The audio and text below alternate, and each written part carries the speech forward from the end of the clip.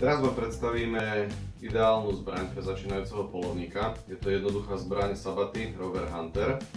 Cenová relácia okolo 970 €.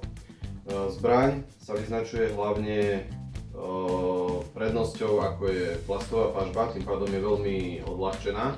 Plastová pažba je variabilná v tom smere, že sa to dá vymeniť lícnica, napríklad za vyššiu, veľmi rýchlo odmontovaním tohto šrobíka. Všetky tieto zbrane majú dĺžku hlavne 54 cm, sú ukončené závitom 14x1, čiže môžete si namontovať či už tlmič, alebo takúto úsťovú brzdu na to. Takisto obsahujú zásobník 3+1, ktorý sa dá samozrejme dokúpiť aj zásobník 7+1 na túto zbraň.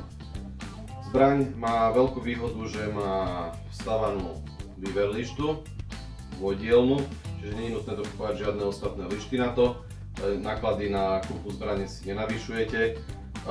Klasický záver, trojzubový, jednopolohová poistka, vyberanie záveru veľmi jednoduché a rýchle. Nakoľko je tá zbraň plastová, je veľmi ľahká, padne každému veľmi dobre do ruky a cenovo dostupná. Odporúčam pre začínajúcich poľovníkov. V prípade nejakých vašich otázok, nezrovnalostí, dotazov ohľadne zbraní Sabaty, kľudne napíšte do komentára.